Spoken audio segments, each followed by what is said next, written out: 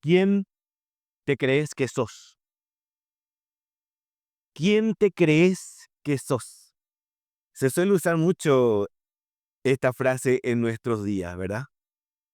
Y se suele dar cuando alguien quiere confrontar a otra persona que de repente tiene pretensiones muy elevadas o para su clase social o para su capacidad, ¿verdad?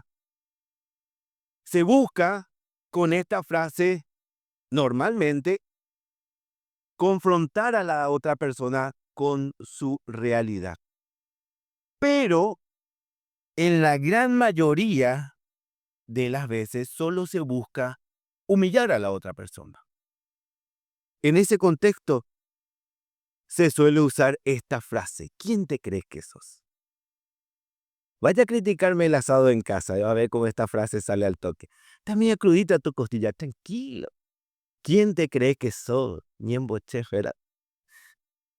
Mi señora suele usar mucho esa frase conmigo. Los que me conocen saben que suelo andar muy ágil en la ruta. Mi señora dice que corro. Y siempre me dice: ¿quién te crees que sos, Schumacher? Y muchas veces la persona que está haciendo la propuesta, ¿verdad? Está haciendo una opinión sobre este punto, sí tiene los atributos y sí tiene el conocimiento, opina calificadamente sobre este asunto. Pero nosotros, con el ánimo de humillarle, con el ánimo de no recibir este consejo, sencillamente usamos esta famosa frase: ¿quién te crees que sos?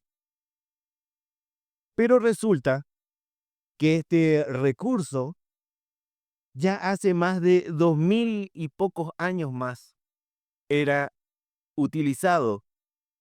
Es más, le hicieron esta misma pregunta a nuestro Señor Jesús y se la hicieron, esta misma propuesta, y se la hicieron con las mismas intenciones con las que hoy se utiliza, con el ánimo de humillar. Acompáñeme al Evangelio de Juan, capítulo 8, versículo 48. 8, 48.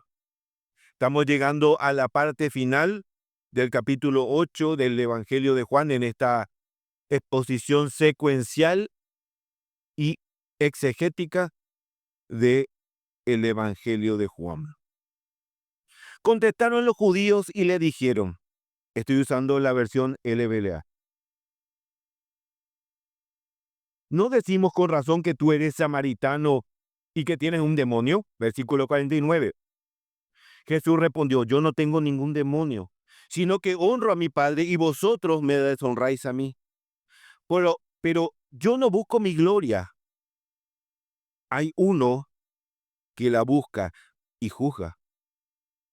En verdad os digo que si alguno guarda mi palabra, no verá jamás la muerte. Versículo 52. Los judíos dijeron: ahora sí sabemos que tienes demonio. Abraham murió y también los profetas. Y tú dices: si alguno guarda mi palabra, no probará jamás la muerte. ¿Eres tú acaso mayor que nuestro padre Abraham, que murió? Los profetas también murieron.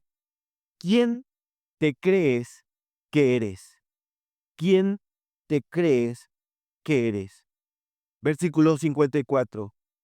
Jesús respondió: si yo mismo me glorifico, mi gloria no es nada.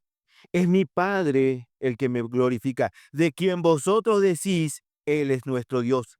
Y vosotros no le habéis conocido, pero yo le conozco. Y si digo que no le conozco, seré mentiroso como vosotros. Pero sí le conozco y guardo su palabra. Vuestro padre Abraham se regocijó esperando ver mi día, y lo vio y se alegró. Por esto, los judíos le dijeron: ¿aún no tienes 50 años y has visto a Abraham? Jesús le respondió: en verdad os digo, antes que Abraham naciera, yo soy. Entonces tomaron piedras para tirárselas, pero Jesús salió, se ocultó y salió del templo. Amén. Esta es la palabra del Señor. Y este pasaje, hermanos, que hoy estamos leyendo, inicia de una manera muy desagradable. Tenemos a un grupo de judíos que está insultando al Señor Jesús. ¿No decimos con razón que tú eres samaritano y que tienes un demonio? ¿Por qué estos judíos están insultando al Mesías? Bueno, porque esto se da dentro del contexto de la fiesta de los tabernáculos. Este episodio comienza en el capítulo anterior, como vimos en el capítulo 7 del Evangelio de Juan, donde Jesús sube a Jerusalén desde la tierra donde se crió, a donde había vuelto luego de que los fariseos hayan determinado matarlo. ¿Y por qué habían determinado matarlo? Bueno, porque sanó a un paralítico en el estanque de Betesda en pleno día sábado. Y fue allí, en ese lugar, donde por primera vez se reveló como el Hijo de Dios ante los judíos. Y estos, llenos de ira, determinaron darle muerte, dicen las Escrituras. Por eso va a Galilea y se queda allí un tiempo y ahora retorna a Jerusalén. Y en medio de la fiesta de los tabernáculos continúa llevando el mensaje de arrepentimiento, revelando al Padre y revelándose a sí mismo como el Hijo de Dios. Yo soy la luz del mundo. Solo en mí van a tener libertad de la esclavitud del pecado. Si creen en mí, van a tener vida eterna. Si no creen en mí, en sus pecados van a morir. Y conoceréis la verdad y la verdad os hará libres. Y estas palabras de parte de Jesús provocan en algunos admiración y humillación, pero en otros, en la gran mayoría, solo provocan ira y repulsión. Ustedes están condenados en su pecado, pero si alguno tiene sed, que venga a mí y beba. El que cree en mí, como ha dicho la Escritura, de lo más profundo de su ser, brotarán ríos de agua viva, dijo Jesús. Fíjense cómo Jesús acusa de un gran problema, pero proporciona también una solución, una gran solución a este gran problema. ¿Cuál es el gran problema? Estás en pecado y en condenación. Están en pecado y en condenación. Y esta es la solución. Que crean en mí, que yo vengo del Padre y que yo puedo traer salvación para sus vidas. Y dice el texto en el versículo 30 y 31 de este mismo capítulo, que al hablar estas cosas, muchos creyeron en él. Versículo 31. Entonces Jesús decía a los judíos que habían creído en él: si vosotros permanecéis en mi palabra, verdaderamente sois mis discípulos y conoceréis la verdad, y la verdad os hará libres. Jesús le habla ahora exclusivamente a estos oyentes que recibieron el mensaje y que supuestamente habían creído en él. Y les dice: ustedes aún son esclavos del pecado. Señores, ustedes aún son esclavos del pecado. ¿Y cómo reaccionan estos judíos? Bueno, rechazan tajantemente esta verdad y el diálogo a partir de este momento se pone abiertamente hostil. Estos judíos empiezan a intentar desacreditar al Señor.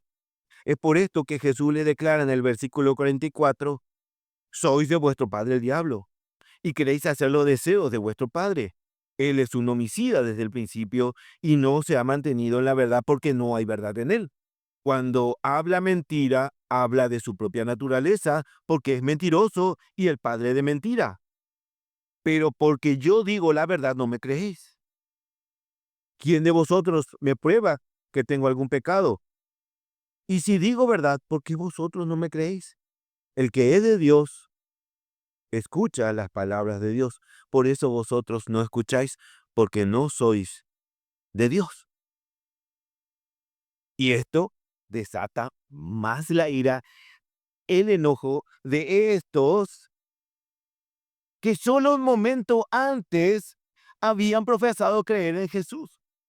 Y ahora pasan a los insultos. Ahora estos que supuestamente creían son los que le están insultando y lo tratan de samaritano y endemoniado.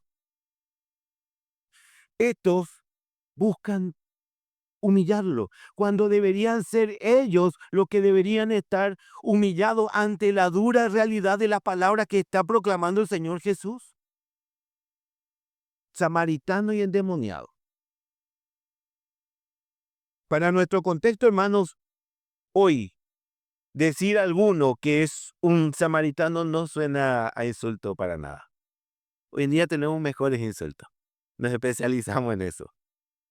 Samaria era una región de Israel. Al decir samaritano, solo hacen referencia a un lugar de procedencia, como decir paraguayo o cubano. Pero recordemos, hermanos, que samaritanos y judíos se odiaban entre sí. Y para un judío, un samaritano tenía menos valor que un perro. Era una nación despreciada y odiada por una antigua división que se dio tras la muerte del rey Salomón. La nación se divide, por un lado va Judá y Benjamín, por el otro lado el resto de las naciones. Una se llamó Judea y la otra Israel o el reino del norte.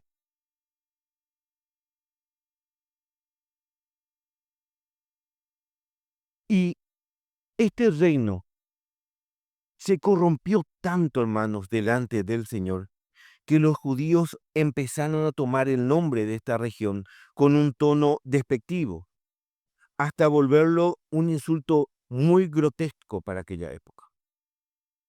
Pero ojo, no es que los de Judea eran santos e inmaculados. Básicamente cometieron los mismos pecados que sus parientes del norte. No por nada el Señor trajo juicio sobre ellos y terminaron en el exilio. Pero el ser humano es especialista en mirar la paja en el ojo ajeno. Y como estos judíos se creían superiores moralmente, más limpios, más puros, trataban con desprecio a los samaritanos. Para la época en que el Señor Jesús habitaba en medio de su pueblo, si un judío debía viajar entre la zona de Judea y Galilea, tenían en medio a la región de Samaria y preferían dar toda la vuelta antes que atravesar por esas tierras. Ese era el nivel de desprecio que tenían hacia los samaritanos, hermanos. Y es simpático porque cómo al cambiar el contexto histórico y cultural, una palabra puede cambiar por completo su significado. Hoy decirle a una persona que es un samaritano, antes que ser un insulto, hoy en día es un halago. Una palabra que antes era un insulto, hoy viene a convertirse en un elogio. Hoy decirle a una persona solidaria que es un buen samaritano es un halago. Se incendió mi casa, perdí todo lo que tenía, pero vino un buen samaritano y me trajo ropa y me trajo materiales y me ayudó a reconstruir la casa, ¿verdad? Hoy esta palabra se usa en un contexto positivo. ¿Por qué? Porque el Señor Jesús usó como ejemplo a un samaritano en la famosa parábola del hombre que fue atacado por ladrones y cómo los líderes religiosos no ayudaron a este caído en desgracia, y sí lo hizo un samaritano. Hoy decirle buen samaritano a una persona es un elogio, pero en aquella época, si un judío te decía, sos un perfecto samaritano, era el peor de los insultos. Ahora, entendiendo este contexto, podemos comprender mucho más el hecho de que Jesús haya hablado con una mujer samaritana en el pozo de Sicar y que esto haya sido mucho más chocante para sus discípulos en aquella época que lo que puede ser para nosotros hoy en día. Si uno lee hoy en día sin conocer el contexto, el entorno histórico, el hecho de que Jesús haya hablado con una mujer samaritana no es nada novedoso. Pero en aquella época era inimaginable, hermanos, inimaginable. Es por esto que conectar el texto con las condiciones históricas y con la audiencia original es muy importante. Que hoy te digan samaritano es un halago, antes un insulto. En aquella época era un agravio. Y lo cierto es que intentan insultar a Jesús diciéndole samaritano. Pero el Señor no responde a este agravio, lo deja pasar por alto. A lo que sí responde y no deja pasar por alto es al otro insulto, a la blasfemia que proclaman cuando mencionan que el mismo Hijo de Dios posee demonios. Eso no deja pasar por alto. Yo no tengo ningún demonio, sino que honro a mi Padre y vosotros me deshonráis a mí. Al insultar, hermanos,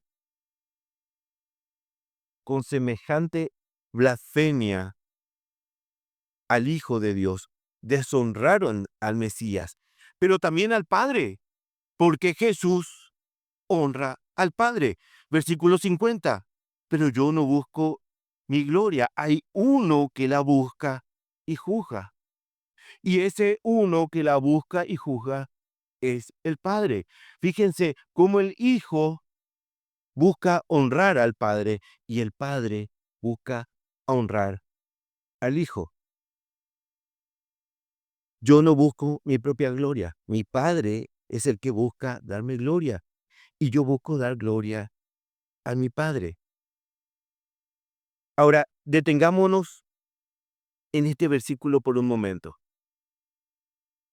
Fíjense en la profundidad de lo que acabamos de leer. Jesús busca la gloria del Padre y eso nos parece normal, ¿verdad?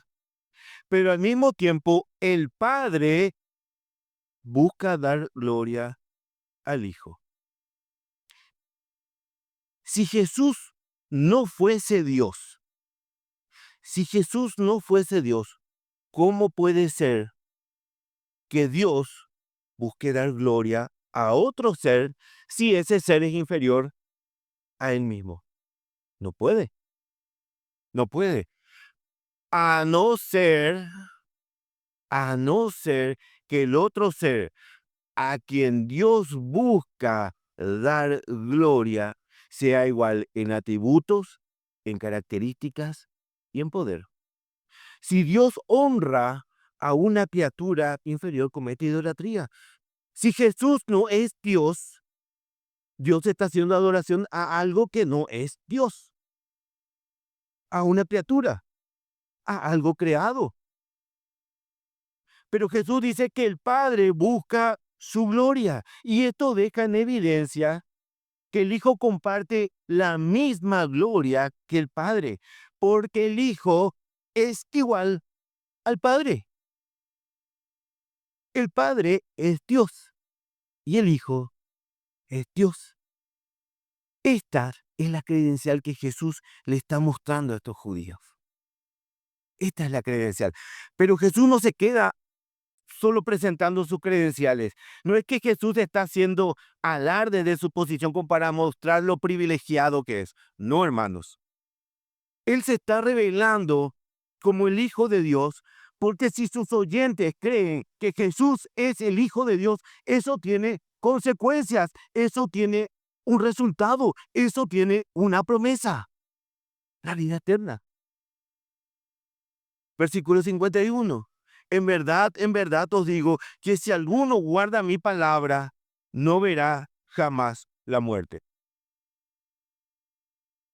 Si alguno cree lo que estoy diciendo, dijo Jesús, tiene vida eterna. No morirá. Y acá no está hablando de la muerte física. Todos sabemos que los discípulos murieron y guardaban su palabra. Juan murió, Esteban murió, Pedro murió, el apóstol Pablo murió y ellos guardaban su palabra. Pero Jesús no está haciendo referencia a la muerte física, sino a la muerte espiritual. A esa muerte que provoca esa separación entre Dios y los hombres a consecuencia del pecado, hermanos. Y esta es una realidad que en toda la Escritura se pone mucho énfasis. En toda la Escritura. Por eso Pablo también destaca que sin Cristo nosotros también estábamos muertos. Efesios 2:1, y Él os dio vida a vosotros cuando estabais muertos en vuestros delitos y pecados. Repite lo mismo unos versículos más abajo, Efesios 2:4, pero Dios, que es rico en misericordia por causa del gran amor con que nos amó, aun cuando estábamos muertos en nuestros delitos, nos dio vida juntamente con Cristo, por gracia sois salvos. Colosenses 2:13, y cuando estabais muertos en vuestros delitos y en la circuncisión de vuestra carne, os dio vida juntamente con Él, de muerte a vida, hermanos, habiéndonos perdonado todos los delitos.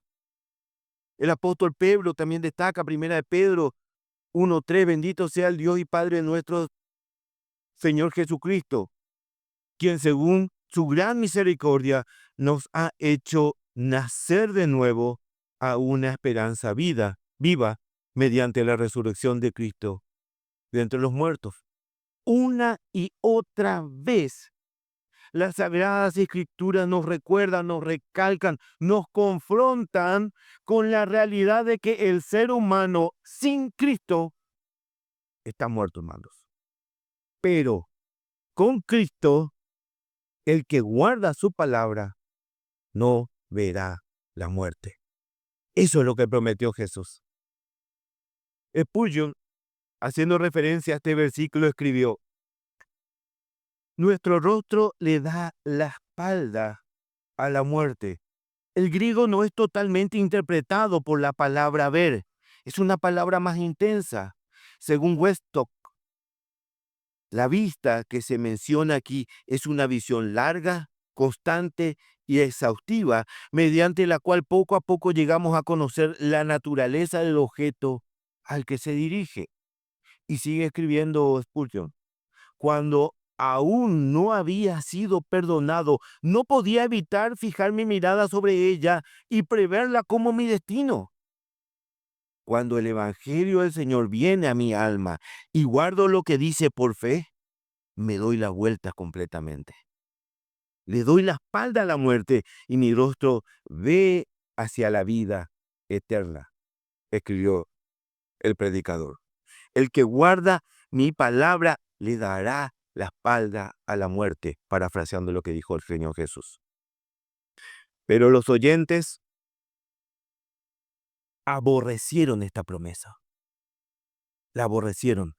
Y acá es donde vuelven a apoyarse en su linaje, mencionando al patriarca Abraham. Versículo 52. Los judíos dijeron: ahora sí sabemos que tienes demonio. Abraham murió, y también los profetas. Y tú dices: si alguno guarda mi palabra, no probará jamás la muerte. ¿Por qué dije vuelven a apoyarse en su linaje? Bueno, porque unos versículos antes, cuando Jesús le dice a estos mismos judíos que habían creído en él, que eran esclavos del pecado, dijeron: nosotros somos descendientes de Abraham.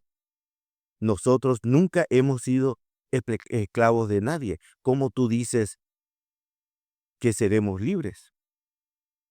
Estos pensaban que por ser del linaje de Israel, descendientes de Abraham, eran escogidos para salvación, como si su adhesión a la familia de Abraham fuera su pasaporte al mismo cielo.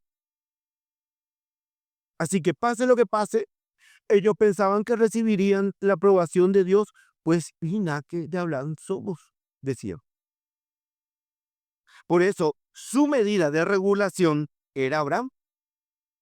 Y si Abraham murió y los profetas, ¿cómo es posible que vos no mueras y que todo aquel que quede en tu palabra no muera? Y luego de esto hicieron dos preguntas. Estos judíos las hicieron, hermanos, en un tono despectivo, degradante. Pero si realmente hubieran querido conocer las respuestas, si realmente hubieran querido de corazón, hermanos, haber conocido la verdad, eso podía haber cambiado su situación de condenación a salvación. ¿Qué preguntas le hicieron? Versículo 53. ¿Eres tú acaso mayor que nuestro padre Abraham que murió? Los profetas también murieron. Segunda pregunta. ¿Quién crees que eres? ¿Se dan cuenta de la grandeza de estas preguntas? Aunque fueron hechas con un tono totalmente despectivo. ¿Eres acaso mayor que nuestro padre Abraham? En corto, la respuesta es sí. Claro que sí. Jesús es mayor que Abraham. Jesús es mayor que Jacob, que Moisés, que Adán. Es mayor que el planeta, es mayor que el universo. No hay nada más grande que el Señor Jesús. En importancia, en jerarquía, en poder, en sabiduría. Nada es más grande que Jesús, hermanos. Nada. Pero la segunda pregunta, hermanos, es aún más gravosa y lleva aún mayor carga de condenación. ¿Quién crees que eres? ¿Quién te crees que sos? En paraguayo tradicional. La versión Reina Valera le hace más justicia a la traducción de esta pregunta, porque dice, ¿quién te haces a ti mismo? ¿Quién te haces a ti mismo? ¿Saben lo que están proponiendo? No es que Dios te da atributo alguno, no es que Dios te da jerarquía alguna. Sos vos mismo, vos solito, el que piensa que es algo. Vos no sos nada, vos te crees, vos te haces. Y Jesús responde. Y en la sustanciación de esta respuesta es donde vamos a centrar el mensaje de hoy, hermanos. Versículo 54. Jesús respondió, si yo mismo me glorifico, mi gloria nada es. Es mi Padre el que me glorifica, de quien vosotros decís, Él es nuestro Dios. Y si vosotros no le habéis conocido, pero yo le conozco. Y si digo que no le conozco, seré mentiroso como vosotros. Pero sí, le conozco y guardo su palabra. Parafraseando, acá Jesús le dice, no. No es que yo trato de buscar un lugar que no me corresponde. No, no es que yo creo que soy. No es que yo quiero hacerme algo. Yo soy. Yo soy. Y ese Dios al que ustedes dicen servir es el que me glorifica. Y es más, Abraham, en quien ustedes apoyan, también me reconoce a mí. Versículo 56. Vuestro padre Abraham se regocijó esperando ver mi día y lo vio y se alegró. Por esto los judíos le dijeron, ¿aún no tienes 50 años y has visto a Abraham? ¿Se dan cuenta cómo buscan torcer las palabras del Señor Jesús permanentemente? ¿Y qué vio Abraham? ¿Qué vio Abraham? Dice que vio mi día y se gozó. ¿Qué vio Abraham? Bueno, acá los teólogos se dividen en tres corrientes. Hay quienes dicen que Abraham vio su día cuando recibe la promesa de la simiente. Tu señora, tu esposa, concebirá y en tu simiente vendrá el Salvador del mundo. Otra corriente dice que fue cuando recibió la visita de los tres seres en Génesis 18, cuando él se levanta y prepara alimento y Abraham reconoce que uno de ellos es divino y ese ser le demuestra el juicio que iba a traer sobre la tierra. Pero otros sostienen que Jesús está haciendo referencia al momento mismo cuando Abraham iba a sacrificar a su hijo por mandato de Dios en el monte Moría. Cuando la mano del ángel le ordena que se detenga y mira a sus espaldas y encuentra a un carnero enganchado en un zarzal. Y ese animal fue el sustituto, una clara imagen de cómo Cristo sería el sustituto por nuestros pecados. Las tres son válidas y las tres apuntan al Mesías. Entonces, lo cierto es que hay suficientes argumentos para sostener que Abraham vio su día y se gozó. Hay suficiente evidencia para que estos judíos puedan rever su posición. Pero nada, absolutamente nada los conmovía de su hermetía. Si tan solo, hermanos, los corazones de estos judíos, esos corazones endurecidos, podían ver más allá del velo puesto por el pecado, iban a entender que en el principio era el verbo y que el verbo era con Dios y el verbo era Dios. Y que en el principio Él estaba con Dios, que todas las cosas por Él fueron hechas y que sin Él nada de lo que ha sido hecho fue hecho. Si tan solo, hermanos, hubieran buscado una respuesta genuina a sus preguntas, entenderían que estaban ante el mismo Creador y el Dador de la vida y el Autor de la salvación. Es más, hermanos, acá la pregunta fundamental no es determinar si era mayor que Abraham, porque sí lo era. Ni tampoco la pregunta fundamental era determinar quién se creía que era. Jesús no se creía o pretendía hacerse algo que no era. Jesús tenía en claro quién era y quién es. Y no solo eso, lo declaraba constantemente.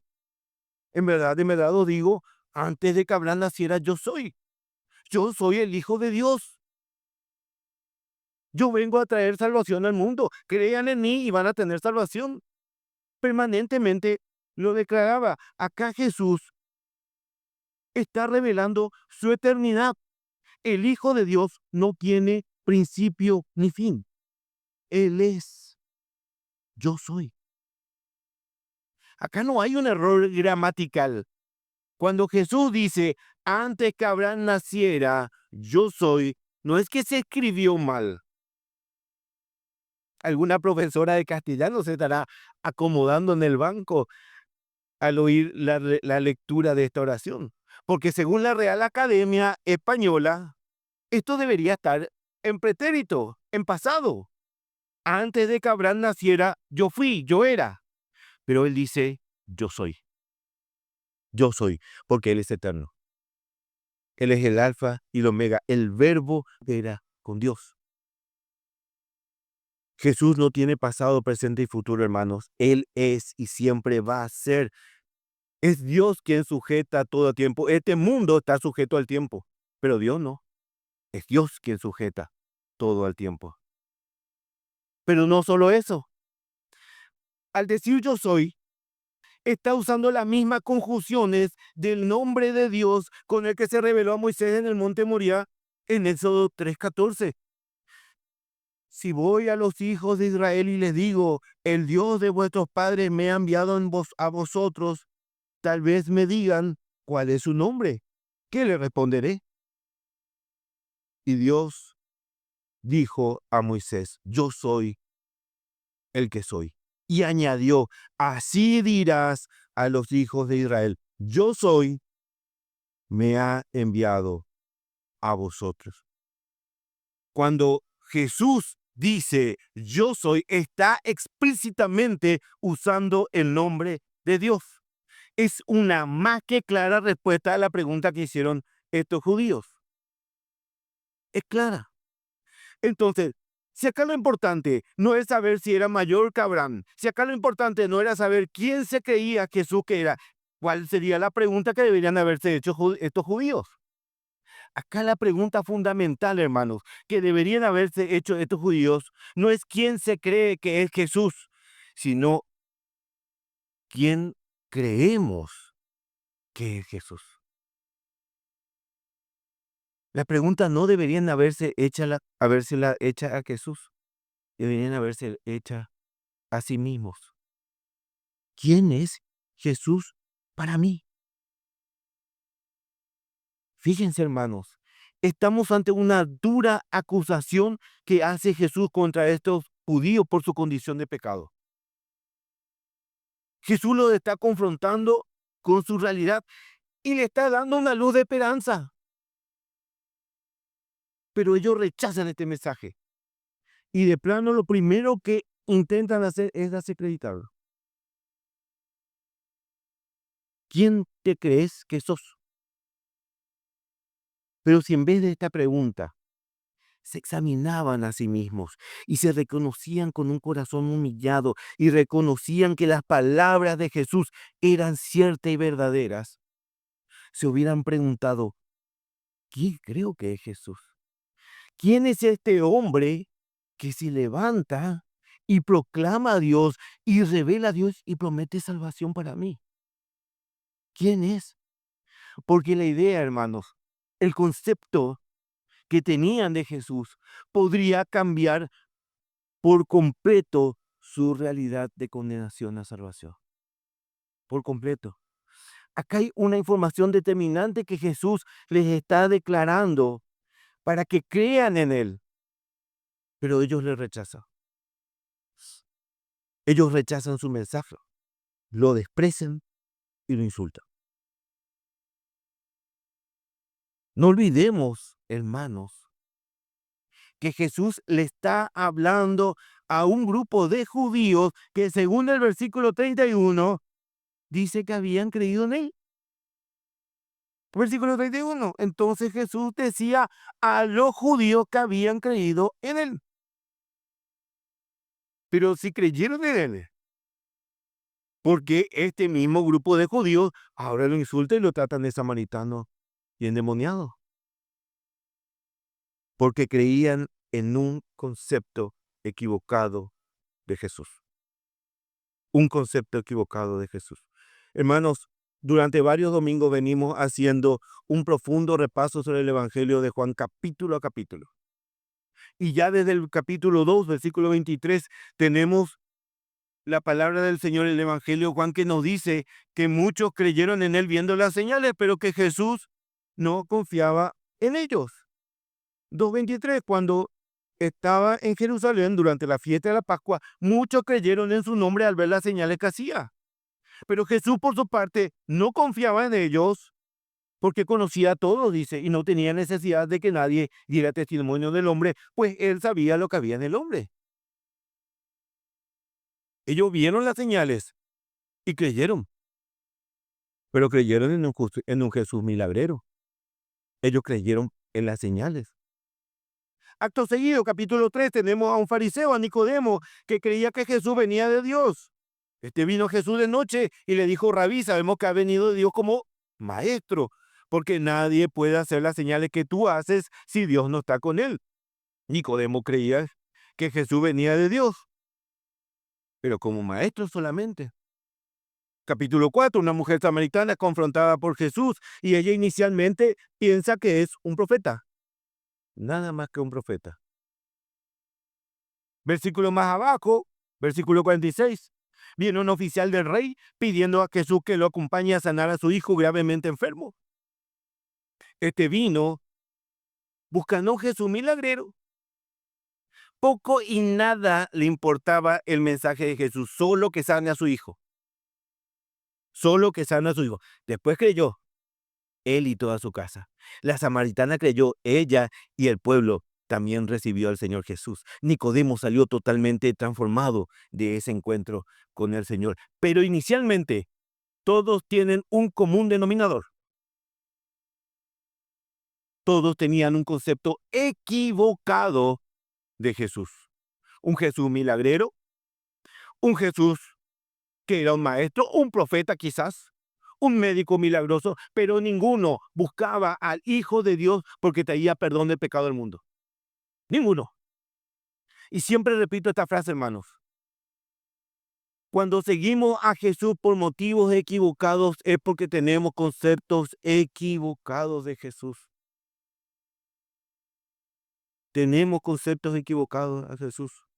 Si venís buscando a un Jesús que solucione tus problemas como si fuera un gran psicólogo, ese no es el Jesús que se reveló al mundo. Si venís buscando a un Jesús que te dé riqueza y prosperidad como si fuese el genio de la lámpara de los deseos, hermanos, ese no es el Jesús que se reveló al mundo.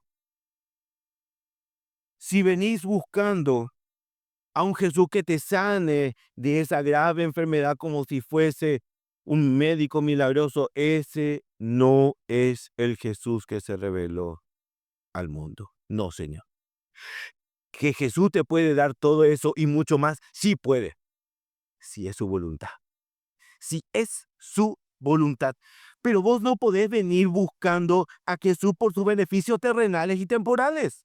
Tenés que venir a Jesús porque solo en Él hay salvación, porque estamos destituidos de la gloria de Dios, hermano, a consecuencia de nuestros pecados.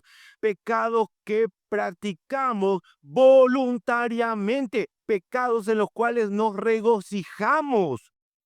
Y esos pecados, hermanos, me condenan, me ponen a la justa ira del Señor. Soy hijo de ira destinado a condenación. Y nada de lo que pueda hacer puede resarcir ese agravio. Nada. Puedo intentar vender todo lo que tengo. Puedo vivir haciendo obras de caridad. Puedo ser el mejor ser humano del mundo. Puedo ser amable, pacífico. Puedo ser servicial. Puedo dar mi vida para salvar a otros. Puedo venir todos los domingos a la iglesia, cumpliendo una rutina estrictamente externa. ¿Y saben qué, hermanos? Todo eso es basura delante de Dios si es que no tengo el concepto correcto de Jesús. Él es el único que me puede rescatar de esta condición. Él es mi salvación, es mi vida, es mi rescate. Él es el Hijo de Dios, hermanos.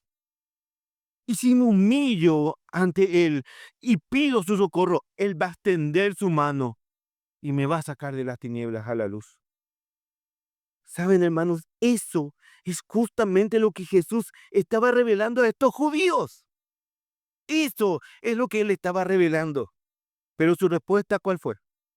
Sos un samaritano endemoniado. Qué manera más triste, hermanos.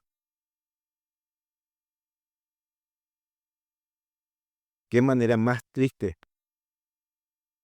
de rechazar un regalo tan precioso. Pero usted y yo no éramos mejores que estos judíos. ¿O acaso alguna vez nosotros mismos no rechazamos así también el mensaje de nuestro Dios? ¿Verdad? Si no fuera por el Espíritu Santo, hermanos, que nos convirtió ese corazón de piedra en corazón de carne, nosotros aún estaríamos perdidos en el mundo y estaríamos también insultando las palabras de nuestro Señor. Estábamos igual, porque somos así. El mundo es así. Es el Señor el que nos trae, es el Señor el que nos cambia, es el Señor el que nos salva. Hermanos, y de este pasaje que desglosamos, quiero proponer 3 preguntas con las que los quiero confrontar. Y la primera es, ¿cuál es tu reacción ante las palabras del Señor Jesús? ¿Cuál es tu reacción? ¿Sabe? Las palabras de Jesús siguen vivas en la Biblia. Y hoy nos confrontan con nuestra realidad, así como Jesús confrontó a aquellos judíos. Igual. Y les hago esta pregunta, ¿saben por qué? Porque solemos tener siempre una posición bastante parcial con respecto a las palabras del Señor. Tenemos la tendencia de obviar lo que no nos gusta, lo que nos expone tal cual somos. Y siempre tratamos de centrar nuestra atención en aquellos mensajes más positivos, en las promesas, en la parte linda, no en lo que nos confronta. Y aquellos judíos que oyeron a Jesús pensaron igual. Nos gusta el tema de la vida eterna y todo lo del amor de Dios. Espectacular. Pero cuando Jesús lo confrontó con su condición de pecado, todo se derrumbó al toque. Todo. Hermanos, no podemos tomar el mensaje del Señor de manera parcial, tratando de acomodar las escrituras y la palabra del Señor solamente a lo que nos gusta. No podemos. ¿Qué le molestó a estos judíos? Que el mensaje los depuso con su realidad, los confrontó con su orgullo. Están en pecado. ¿Ustedes están en pecado? No, no somos esclavos. Jamás fuimos esclavos, no somos esclavos del pecado. ¿Y vos cómo reaccionás? ¿Cómo reaccionás ante el mensaje confrontador de las palabras del Señor? ¿Cómo reaccionás ante, ante un sermón como este? A un sermón que viene desde el púlpito. Un mensaje que te choca, que te expone. Decís, "Mm, pura indirecta nomás me tiraron desde el púlpito hoy. Todito direccionado para mí nomás era". O decís, me dolió el mensaje, pero realmente la palabra de Dios tiene razón y lo que estoy haciendo no agrada al Señor. ¿Reaccionás así? Ante el mensaje de Dios, hermano, podemos tener dos posturas. Podemos reaccionar como estos judíos o podemos comportarnos como verdaderos hijos de Dios y aceptar con un corazón humillado que este mensaje, esas palabras son para mí. Son para mí. Y la segunda pregunta que quiero que lleves en tu corazón y se desprende de este pasaje es, ¿en quién te estás apoyando para tu salvación? ¿En quién te estás apoyando para tu salvación? Estos judíos se apoyaban en su linaje. Somos nosotros hijos de Abraham, el pueblo elegido por Dios. Y por ende nuestro linaje es nuestro pasaporte a la eternidad. ¿Sabe?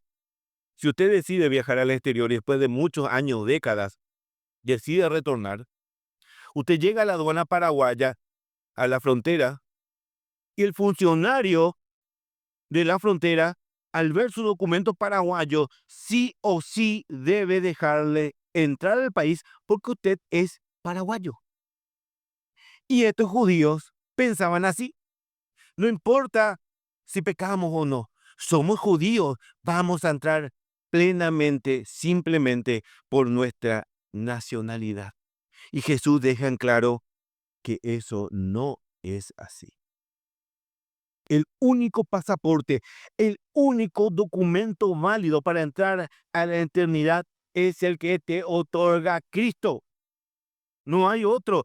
En la epístola a los Efesios, capítulo 2, versículo 18, Pablo dice, porque por medio de él los unos y los otros tenemos nuestra entrada al Padre en un mismo espíritu. Así que ya no sois extranjeros, extraños ni extranjeros, sino que sois conciudadanos de los santos y sois de la familia de Dios.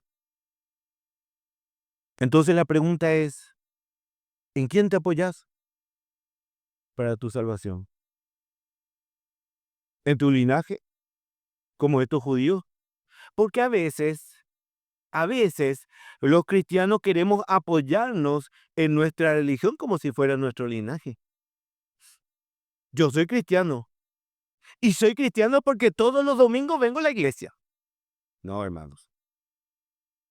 Yo soy de familia, de cuna cristiana. Mi papá era cristiano, mi abuelo ya era cristiano. No, hermano, no es por linaje. No es por linaje. ¿Te apoyas en tus méritos? Yo hago muchas obras de caridad. Siempre ayuda al que está en necesidad. ¿Te apoyas en tus méritos? ¿Te apoyas en tu propia justicia? Yo no soy tan malo. Yo soy bueno. A veces hago algunas cosas malas, lo mismo que los demás. ¿Te apoyas en tu propia justicia? Vimos en este sermón que nada de esto te sirve. Tenés que apoyarte en el único que puede otorgarte salvación. Y ese es Jesús.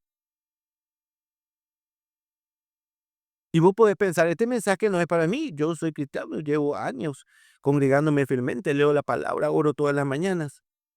Y déjame decirte que sí, este mensaje es para vos. Este mensaje es para vos. Te apoyás en total dependencia y humillación en Jesús. Te reconoces incapaz de lograr un mísero mérito para ganarte el favor de Dios. Reconoces que sin Jesús no sos nada. ¿Conoces realmente a Jesús?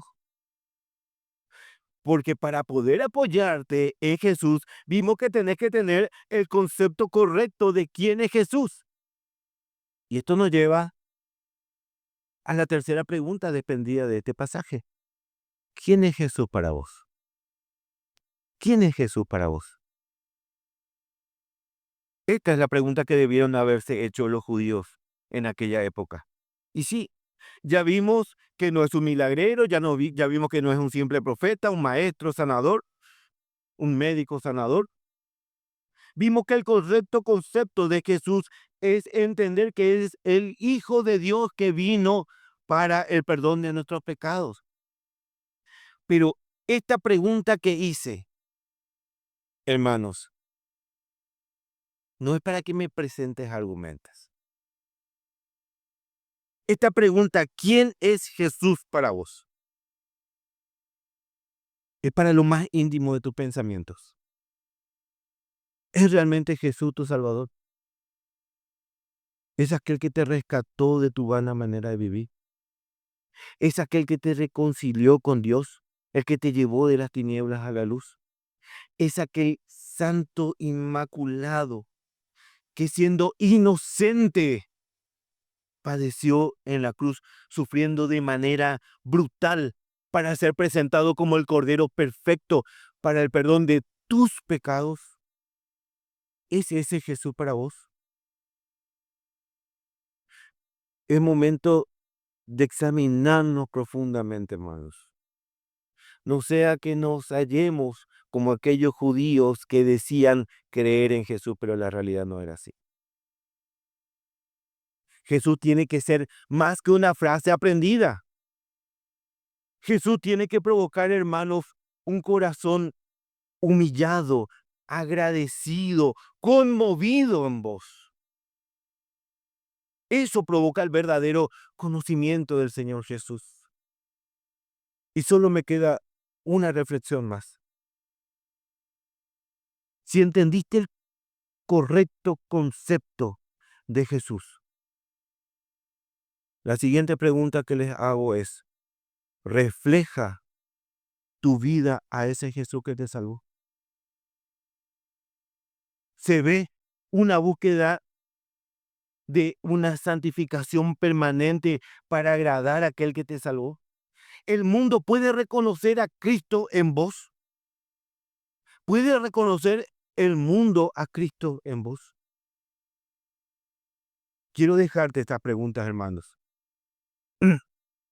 Quiero dejarte estas preguntas para que examines tus caminos y tu corazón. No olvides que el trayecto es largo y el trayecto no es fácil. Es un trayecto difícil, pero nos espera, hermanos, una patria celestial. Y tenemos el pasaporte correcto, aquel pasaporte a la eternidad.